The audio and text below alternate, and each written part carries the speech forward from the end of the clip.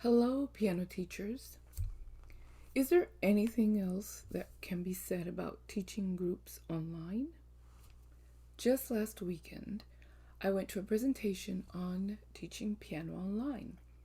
The information has not changed much. However, there are now many more options to choose from, but nothing that is truly earth shattering. If you have not had the chance to teach online, here are the basics. You need a reliable internet connection. You need to choose your preferred platform. And I have tried 3 of the new platforms that have surfaced since 2020, and Zoom is still my preferred choice. You need to have at least one camera. It can be an external camera, or it can be your phone or your computer. You need a microphone. An external one is nice, but the built-in microphone on your device may be all you need to get started. You also need to have a lesson plan. A plan for what activities you will do during class with the students. This planning also includes having a procedure for delivering materials to the students.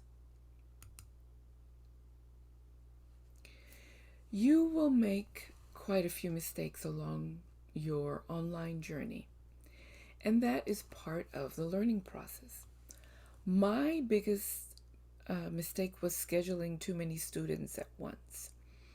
Normally, I could easily handle 8 to 10 students in a multi-level in-person class, but online, that was a totally different environment that I had to adjust to.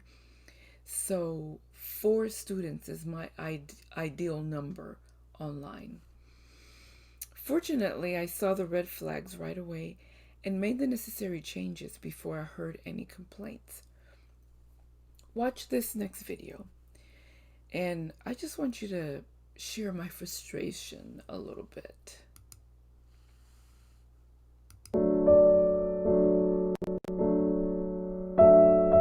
I need to see everybody playing measure 5. Only the bass clef, only the left hand. Okay, hold on, Michaela. I'm gonna play it first. Measure 5.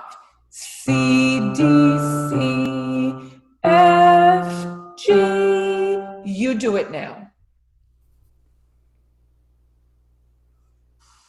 Hannah, did you play it already?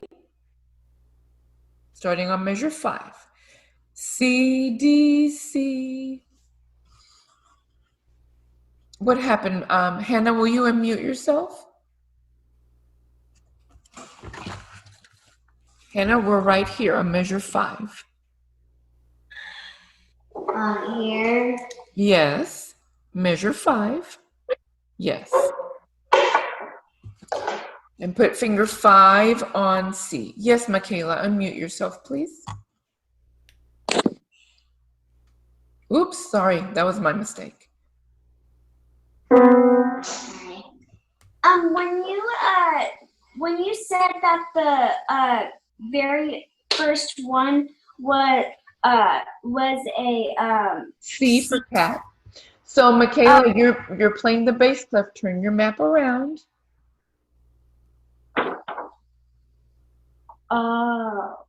You got it? Yes. Okay. Micah, did you figure out how to play the left hand already? You should be practicing it. I thought that you were talking about the other one. Okay, I understand. I need to see, everybody should be playing the piano right now, because when I unmute you, I want you to play. Yes, Micah. For bass clef?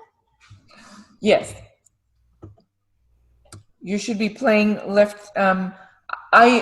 Micah, I know I asked you to play the right hand, but you have to do both parts separately. Okay? So when you practice, you're going to do both. You don't have to play them together. Okay. All right? Okay. All right, anybody else have questions? Yes, Andrew?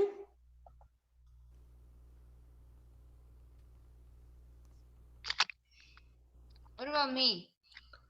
Andrew, you have to do both parts, hands together. And Okay. so does Haley. This is just a warm-up song. And right now, I only want to see everybody playing the left hand, guys. I don't want anybody playing right hand. Yes, just like that. What Andrew was doing, I need you playing. Haley, I need you to be playing, please. Charlotte, you should be playing. Play. I want you to figure it out. Okay, Hannah, you should be using your left hand.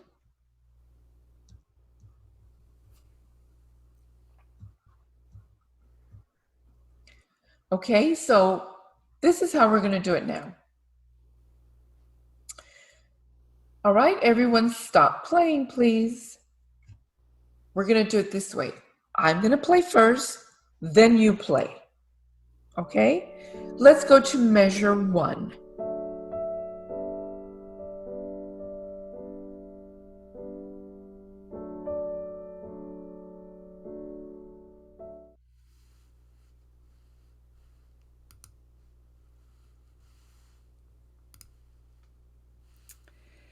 So, we did a lot of that before we realized, okay, what needs to work? The parents were very understanding and, we worked it out. So just be aware things like this are going to happen when you are online. So this is by far the question that always comes up. How can we play together? Piano teachers, in our studios, it is not yet possible for our group piano students to play online together when playing live. I know that you might have heard someone saying, yes, it can be done, but they are not giving you all the information.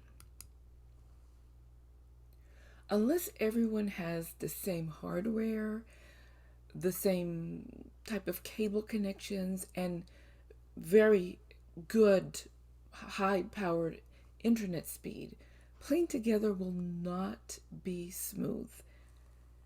That is just the way it is in 2022. You would have to require each student in the group to have a certain speed of internet and an additional device to connect to the internet. I am personally not willing to ask my students to make yet another expense for piano lessons. So I would recommend that you do this instead. Have a student lead. So everyone's mic is muted except for this one student who will play their part, and the student is essentially being the teacher. Everyone plays with the student. The student will have to count to let everyone know when to begin. And because we are all muted, we can all play a duet with this student. The student can't hear us either, so they just have to make sure they're keeping a steady beat so that we can play with them. But this is one way that the teacher can assess the steady beat, the counting, correct notes, and just take turns, different students being the lead. And you will have some students that will say, I'm not ready to do that. And you just skip over that student. Another way to hear the students is to assign different sections. So you can do this with everyone muted, and they would unmute just before they play. So it's not going to be a continuous performance. Or you can have everyone muted and there'll be some delay, and if someone's connection is not right, they probably won't hear the whole performance. Even though Zoom has improved a lot with the sound, so I have found that is not a problem so much to hear a person play on their own. But then assigning different sections, you can play the whole piece and have repeats, but every student has a specific part that they will play on their own. And then a third thing you can do is play a recording through your computer, and the students are muted, and you will just watch them play. You can also have them perform out loud with the recording. Either way is fine. For me, that is okay because all my students are between beginner to early intermediate level. So even if they're muted, I can tell if they're playing correctly. Unless I can't see their hands, then I would ask them to play solo with the recording. So let's be creative with this. The important thing is that we are able to teach the lesson, and eventually we will find a way to play together. But that really is not the biggest concern of the students or the parents. They want to get their piano lesson done for the week and to understand what they are supposed to do. So that really needs to be our goal. Keeping students engaged during an online lesson is an issue many teachers struggle with. And it is not always the teacher's fault that students are not engaged. Teaching online means that the teacher is no longer in control of the environment. And accepting this fact will help our feelings as teachers. The feelings of frustration. So you need to do a lot of planning. Planning is key. I always say plan for the year, plan for the semester, plan for the week. And then share with the students what the expectations are for each class. If they know what your plan is for the class, how much time, the routine for what comes next, students will be able to manage their emotions, their feelings, their time during class. Another popular question is, if I decide to use the breakout rooms, what will students do when separated from the group? First of all, I do not recommend that you separate students ages 4 to 7. They will follow instructions much better when they are a part of the group. At the same time, my preteens and teen students prefer not to be in a breakout room by themselves, so I only separate them if it's totally necessary. When I do use the breakout rooms, I tell students exactly what they need to work on and then some more, just to make sure they are not idle when they are waiting for me to come into their breakout room. I like to keep the time in the breakout room to less than 5 minutes. So this is, towards the middle of our 60-minute class. So before I put them in a breakout room, I will assign them a task that maybe they did not complete during the week, or it's something to work ahead of. This chart gives you a few examples. So Sarah is going to work on scales, and she needs to work on sight reading the new song.